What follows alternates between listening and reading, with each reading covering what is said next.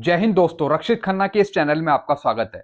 दोस्तों, आज के इस वीडियो में मैं आपको 5 से 6 इंपॉर्टेंट इंफॉर्मेशन दूंगा। सबसे पहली इंफॉर्मेशन है स्पर्श के पेंशनर के लिए। दोस्तों, जब भी आप अपना डाटा करेक्ट करते हैं स्पर्श पे, तो क्या वो डायरेक्ट स्पर्श उसे करेक्ट करता है? कहां जाता है आपका डाटा? कई पेंशनर पूछते रहते हैं।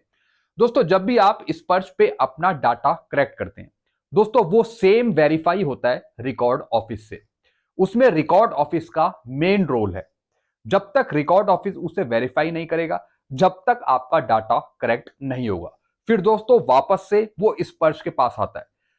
दोस्तों, आप देखते होंगे कि जब भी आप रिक्वेस्ट रेज करते हैं, अपनी रिक्वेस्ट डालते हैं करेक्शन के लिए, तो वहां पर पेंडिंग आ जाता है लिखा हुआ, और कई कई महीनों तक, कई कई दिन तक वो पेंडिंग में रहता है। दोस्तों, ये पूरा सिस्टम रिकॉर्ड ऑफिस से जुड़ा हुआ है। जो भी आपका डाटा है वो स्पर्श से निकलकर रिकॉर्ड ऑफिस के पास जाता है। जो भी डाटा करेक्शन के लिए आप चीज डालते हैं स्पर्श पे, कुछ टाइम लगता है, एकदम से नहीं कि आपका डाटा करेक्ट हो जाता है, नहीं, कुछ महीने लगते हैं, कुछ दिन लगते हैं। यहां पे हो सकता है कि आपको 150 दिन या फिर 6-6 महीने, 8-8 महीने हो गए हो, आपका डाटा करेक्ट नहीं हुआ हो। लेकिन दोस्तों, वेरीफाई होने में टाइम लगता है। जो आप डेटा करेक्ट करते वक्त अपने डॉक्यूमेंट अपलोड करते हैं, वो भी वेरीफाई होते हैं, वो भी चेक किए जाते हैं सही से, तब आपका डाटा करेक्ट होता है। तो दोस्तों, एक तो ये इंफॉर्मेशन थी। चलते हैं अगली इंफॉर्मेशन की तरफ।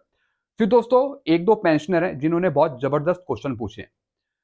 कोई तो बोलिए 80+ पेंशनर यदि अक्टूबर में अपना लाइफ सर्टिफिकेट सबमिट ना करे, तो क्या उनकी अक्टूबर की पेंशन रुक जाएगी? नहीं दोस्तों, उनकी अक्टूबर की पेंशन नहीं रुकेगी, क्योंकि भारत सरकार ने आपको एक एडवांस ऑप्शन दे रखा है कि अगर आपकी एज 80 या फिर 80 से ऊपर है, तो आप अक्टूबर में भी अपना लाइफ सर्टिफिकेट सबमिट कर सकते हैं, चाहे बैंक जाकर या फिर पोस्ट ऑफिस जाकर। लेकिन अगर आप बाई चांस नहीं सबमिट कर पाते अक्टूबर में, तो फिर आप नवंबर में सबमिट कर सकते हैं। अगर आप नवंबर में भी सबमिट नहीं करते, तब आपकी पेंशन रुकेगी।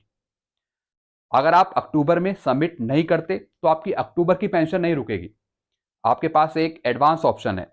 अगर आपकी एज 80 या फिर 80 से ऊपर है, आप अक्टूबर में सबमिट कर सकते हैं। आप चाहे तो नवंबर में भी कर सकते हैं, आपके पास चॉइस है। लेकिन अगर आप लाइफ सर्टिफिकेट नवंबर में भी सबमिट नहीं करते, तब दोस्तों पेंशन पे इफेक्ट पड़ता है। तो आपको लाइफ सर्टिफिकेट जरूर सबमिट करना है। अक्टूबर की पेंशन आपकी नहीं रुकेगी, 100% कंफर्म। चलते हैं दोस्तों अगली इंफॉर्मेशन की तरफ। फिर दोस्तों, एक और पेंशन लिखते हैं, I have submitted life certificate successfully yesterday, यानी उन्होंने अपना लाइफ सर्टिफिकेट सबमिट कर दिया था जीवन प्रमाण के थ्रू। फिर इनके पास एक्नॉलेजमेंट आया, और फिर इन्होंने चेक किया कि योर अकाउंट रजिस्टर इन जीवन प्रमाण इज नॉट एक्टिव, यानी इनका जो अकाउंट है वो जीवन प्रमाण पे एक्टिव नहीं है। तो क्या इनको दोबारा लाइफ सर्टिफिकेट सबमिट करना पड़ेगा? दोस्तों, कई पेंशनर अपना लाइफ सर्टिफिकेट सबमिट कर देते हैं, लेकिन वो स्टेटस चेक नहीं करते। वो संतुष्ट हो जाते हैं कि हमने अपना लाइफ सर्टिफिकेट सबमिट कर दिया, चाहे जीवन प्रमाण में, चाहे स्पर्श पे, चाहे बैंक में। आपको वेरीफाई होना जरूरी है। एक्नॉलेजमेंट लीजिए और उसका स्टेटस देखिए कि जो मैंने अपना लाइफ सर्टिफिकेट सबमिट किया वो सक्सेसफुली सबमिट हुआ है या नहीं हुआ है। कई पेंशनर आराम से घर में बैठ जाते हैं कि मैं तो अपना लाइफ सर्टिफिकेट सबमिट करके आ गया, अब मुझे कुछ नहीं करना। आपने लाइफ सर्टिफिकेट तो सबमिट कर दिया, लेकिन ये तो चेक करें कि वो अप्रूव हुआ है या रिजेक्ट हुआ है। ये आपका काम है दोस्तों, चेक करना। क्योंकि दोस्तों, बहुत से पेंशनर हैं जो अपना लाइफ सर्टिफिकेट सबमिट कर रहे हैं, लेकिन नीचे नोट आता है, इंफॉर्मेशन आती है कि आपका लाइफ सर्टिफिकेट अप्रूव नहीं हुआ या कुछ दिक्कत आ गई, तो फिर आपको दोबारा सबमिट करना पड़ेगा। तो दोस्तों, ऐसे इनके साथ हुआ है। इन्होंने अपना लाइफ सर्टिफिकेट सबमिट कर दिया जीवन प्रमाण के थ्रू, लेकिन कुछ एरर आ गया। अगर एरर आता है तो फिर आपको दोबारा सबमिट करना पड़ता है। हो सकता है कि आपका अकाउंट मैच नहीं कर रहा हो, आपका नेम मैच नहीं कर रहा हो, तो दोस्तों आपको दिक्कत हो सकती है। तो एक बार आप स्टेटस जरूर चेक करें। चलते हैं दोस्तों अगली इंफॉर्मेशन की तरफ। फिर दोस्तों, काफी पेंशनर कम्यूटेशन से रिलेटेड काफी क्वेश्चन पूछते हैं कि मेरा कम्यूटेशन था टोटल 3440, 15 साल बाद मुझे मिल गया 1941, लेकिन 1503 रुपए जो थे बैलेंस के रूप में वो मुझे नहीं मिले, वो मुझे कब मिलेंगे? दोस्तों, अगर आपका कम्यूटेशन 2 भागों में बटा हुआ है या फिर 3 भागों में बटा हुआ है, यानी कम्यूटेशन फर्स्ट, कम्यूटेशन 2, कम्यूटेशन 3, यानी दोस्तों ये आपका अलग अलग पीरियड में जाके पूरा होगा। ऐसा नहीं है कि पहले 15 साल में ही ये तीनों चीज पूरी हो जाएंगी आपकी और आपको पूरा पैसा मिल जाएगा। बिल्कुल नहीं। आपको चेक करना है कि आपका पीरियड क्या मेंशन है पीपीओ में। और दोस्तों पीरियड भी अलग अलग मेंशन है। तो पहला पीरियड आपका 15 साल का, जिसमें आपको इसमें से कुछ अमाउंट मिल गया, पेड हो गया 1941। बाकी जो रेस्ट अमाउंट है, बचा हुआ अमाउंट है, वो दोस्तों आपको अगली बार मिलेगा। और वो भी कब? अगले 15 साल बाद। कुछ पीरियड है दोस्तों इसका, आपको इसके लिए अपना पीपीओ जांचना पड़ेगा। कहीं ऐसा तो नहीं कि जो आपका रेस्ट अमाउंट है, बचा हुआ अमाउंट है, वो फिर आपको अगले 15 साल में आपको मिले। क्योंकि दोस्तों ये पीरियड वाइज डिवाइड है, अलग अलग पीरियड में अलग अलग अमाउंट है कम्यूटेड वैल्यू का। तो ये जब रिकवर होगा, जब इसका टाइम पीरियड ओवर हो जाएगा, तभी आपको मिलेगा। चलते हैं दोस्तों अगली इंफॉर्मेशन की तरफ। फिर दोस्तों एक लेटर जारी हुआ है मिनिस्ट्री की तरफ से, ministry of health and family welfare की तरफ से 25 अक्टूबर को। Maintaining sincere behaviour with patient, यानी जो मेडिकल ऑफिसर्स हैं वो पेशेंट के साथ सही ट्रीट नहीं करते, उनको परेशान करते हैं, मेडिकल की जो सुविधाएं हैं, ट्रीटमेंट है, वो सही से नहीं देते। तो दोस्तों ये जो गाइडलाइन थी, ये सीजीएचएस सेंट्रल गवर्नमेंट के पेंशनर और एम्प्लॉय के लिए थी। लेकिन दोस्तों ईसीएचएस में भी कुछ ऐसी ही दुविधा है। ईसीएचएस के जो बेनिफिशियरी हैं, जो पेशेंट्स हैं, भूतपूर्व सैनिक हैं, उनके लिए भी दोस्तों यही समस्या है कि जो मेडिकल ऑफिसर्स हैं या फिर सीएमओ है, वो सही से बात नहीं करते, उनका इलाज सही से नहीं करते। तो दोस्तों ये गाइडलाइन है मिनिस्ट्री की तरफ से कि अगर कोई ऐसा केस मिल जाता है तो दोस्तों फिर सख्त एक्शन लिया जाएगा मेडिकल ऑफिसर पे या फिर सीएमओ पे। तो दोस्तों इसमें जो हेल्थ मिनिस्ट्री है वो इन चीजों को देखेगी, चाहे वो सीजीएचएस के एम्प्लॉई हो, पेंशनर हो, या फिर ईसीएचएस के पेंशनर हो या फिर एम्प्लॉई हो। यानी कोई सा भी डॉक्टर हो, वो सही से आपको ट्रीट करे, सही से आपके साथ व्यवहार करे मेडिकल फैसिलिटी देने में। चलते हैं दोस्तों अगली इंफॉर्मेशन की तरफ। फिर दोस्तों सबसे इंपॉर्टेंट बात, जैसा आपको पता है कि स्पर्श की तरफ से जो आपका डीआर का एरियर है वो आपको 30 या फिर 31 तारीख को मिल जाएगा, जैसा कि मैंने आपको बताया भी था। प्रोसेस में आपका लगा दिया गया है डीआर का एरियर रैंक वाइज 4 महीने का।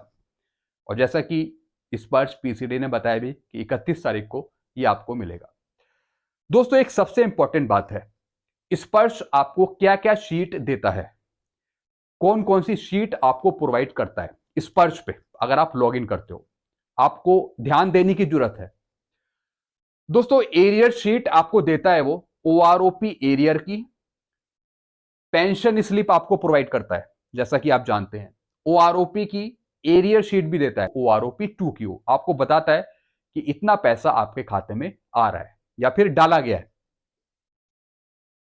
फिर दोस्तों सर्कुलर के पेमेंट के एरियर का, यानी कुछ सर्कुलर के अगर पेमेंट बचे हैं या फिर दिए जाने स्पर्श की तरफ से, तो उसकी एरियर शीट भी प्रोवाइड करता है, चाहे वो 568 का सर्कुलर हो या फिर वो 631 का सर्कुलर हो। अगर पेमेंट नहीं हुआ है और आगे कभी स्पर्श आपको देगा, पेंशनर को कभी छूट गया हो देना बैंकों की तरफ से, अगर स्पर्श कुछ प्रोवाइड कर रहा हो आपको एरियर, तो उसकी शीट आपको जरूर प्रोवाइड करेगा आगे। तो आपको देखना यह है कि किस महीने आपको एरियर की शीट मिल रही है। ऐसी दोस्तों जो अभी आपको डीआर का एरियर मिलेगा 42 से 46% वाला, 4% वाला, तो उसकी भी एरियर शीट स्पर्श प्रोवाइड करेगा। यानी जो आपके खाते में पैसा आएगा 4 महीने का एरियर का, डीआर का, उसकी एरियर शीट स्पर्श प्रोवाइड करेगा। तो आपको चेक करते रहना है ऑनलाइन या फिर स्पर्श की एप्लीकेशन पे या फिर स्पर्श के पोर्टल पे। तो दोस्तों एरियर शीट भी बहुत देखना जरूरी होता है, उसमें आपको पता लग जाता है कि किस किस तरीके से उसमें कैलकुलेशन करी है और किस तरीके से आपका टोटल एरियर बना है। तो दोस्तों हम भी एरियर शीट बना के देते हैं पेंशनर को, पूरी डिटेल उनको दे देते हैं, तो पेंशनर संतुष्ट हो जाता है कि आपने बहुत अच्छा काम किया है, आप एरियर शीट हमें प्रोवाइड कर रहे हैं। तो दोस्तों ये कुछ इंफॉर्मेशन थी आपके लिए। आई होप सारी चीजें आप अच्छे से समझ गए होंगे।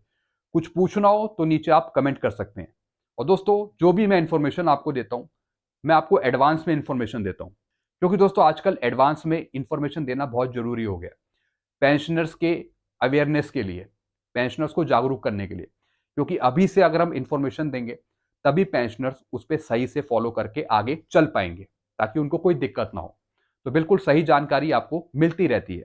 दोस्तों अगर आप मेरे चैनल पे नए हैं, पहली बार वीडियो देख रहे हैं, तो आप मेरे चैनल को सब्सक्राइब कर सकते हैं और वीडियोस को आप शेयर करते रहिए ग्रुप में। तब तक के लिए दोस्तों मैं वीडियो एंड करता हूं। आपको अच्छा लगता है वीडियो तो वीडियो को लाइक करें और चैनल को सब्सक्राइब कर सकते हैं। Thank you so much.